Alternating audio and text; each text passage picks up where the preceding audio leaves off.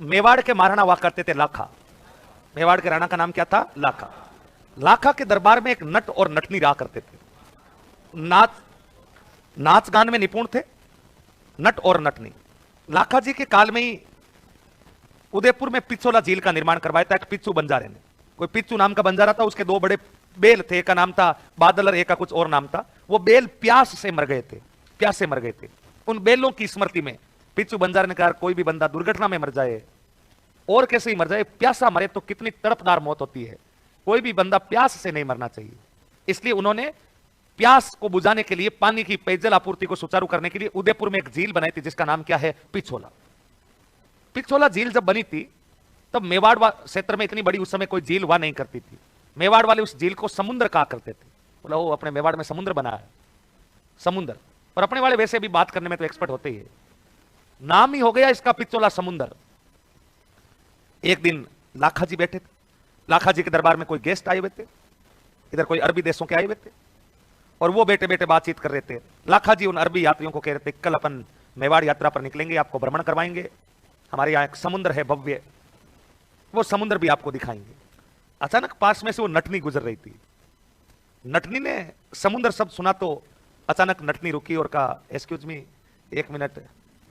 लाखा जी ने कहा हाँ बोलो। बोला अपने मेवाड़ में समुद्र कहां है? बोला तू समुद्र नहीं जानती? बोला नहीं, तुझे मेवाड़ में रहने का कोई अधिकार ही नहीं है।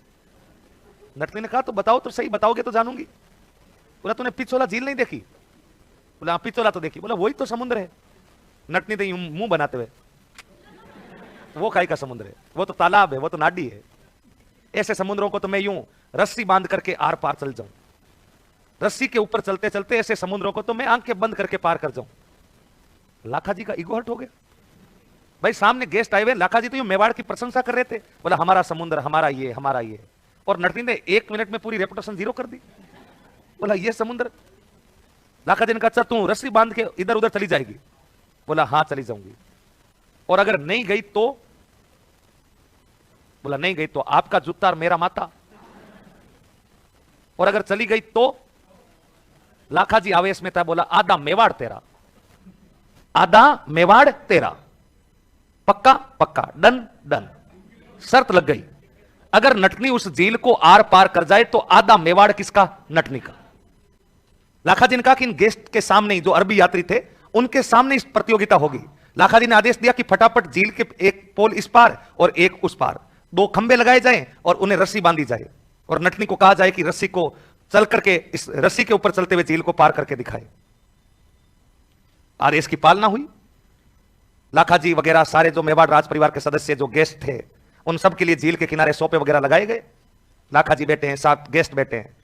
भीड़ इकट्ठी हो गई, दर्शक इकट्ठे हो गए, 8-10 हजार लोगों की भीड़। झील के इस किनारे एक पोल लगा हुआ है, झील के उस किनारे एक पोल लगा हुआ है, और दोनों को रस्सी से बांधा हुआ है।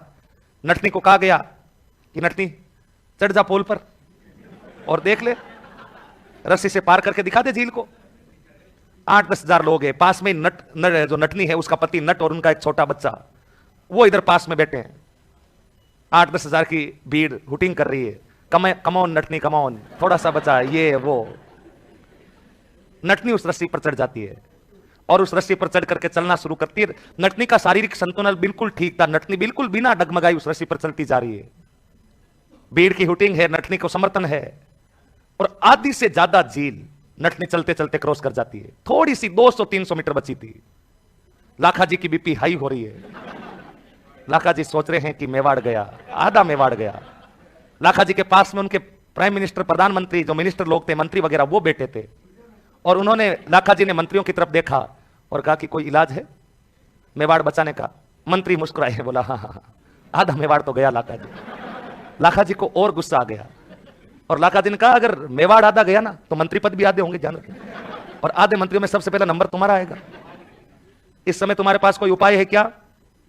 पास में ही आप जैसा कोई समझदार 2nd ग्रेड शिक्षक खड़ा था, उसने हाथ खड़ा किया, अपने पास उपाय, अपने पास। लाखा जी ने कहा इधर फटाफट बता क्या है, थोड़ा सा बचा, नहीं तो नटनी क्रॉस कर जाएगी। बोला ये जो आपके पास नट और जो नटनी का बच्चा है, इसको अगर आप 5 कोड़े मरवा दे तो आधा मेवाड़ बच जाएगा। लाखा ने कहा तुम्हारा कहने का मतलब क्या है? कोड़े मारने से मेवाड़ बच जाएगा? कैसे, बता, विस्तार से बता। उसने कहा अभी विस्तार से बताने का टाइम नहीं है, जब तक व्याख्या करूंगी नटनी उधर जयकारा लग चुका हो, नटनी जिंदाबाद। आप तो 5 कोड़े मारे और फटाफट से राणा लाखा ने आदेश दिया कि नटनी के छोटे बालक को 5 कोड़े मारे जाए, और नटनी के छोटे बालक को 5 कोड़े मारे जाते हैं। वो नटनी का छोटा बालक जोर से चिल्लाता, ओए मम्मी है, ओए मम्मी है। भारतीय महिलाएं भले ही कितना ही गंभीर कार्य क्यों ना कर रही हो, अगर उनका छोटा बालक रोने लगता है तो उनका मन अपने सबसे पहले किसकी तरफ जाता है? बालक। कितना भी इंपॉर्टेंट काम वो छोड़ देती है, पहले अपने छोटे बच्चे को चुप करवाती है। और नटनी को जैसे ही उसके बालक के रोने की आवाज सुनाई देती है, नटनी ने अपने बालक की तरफ निगाहें घुमाई, निगाहें रस्सी से हटती और अपने बालक की तरफ जाती है। निगाहें रस्सी से हटते ही नटनी का शारीरिक संतुलन भी बिगड़ता है और नटनी धड़ाम से बताओ किस झील के अंदर गिर जाती है? पिछोला। डूबने से कौन सी वासी हो गई? स्वर्गवासी। नट भागता भागता लाखा जी के पास है, बोला महाराज मरवा दिया, नटनी गई। लाखा जी ने कहा चुप, अभी आधा मेवाड़ चला जाता, दूसरी नटनी ले आएंगे और तेरी इस नटनी की स्मृति में यहां हमेशा हमेशा के लिए बताओ क्या बना देंगे? चबूतरा। और आने वाली पीढ़ियां इस चबूतरे को याद करेगी, पीढ़ियां करे चाहे नहीं करे, आरपीएससी जरूर याद करेगी कि नटनी का चबूतरा बताओ कहां पर है? उदयपुर।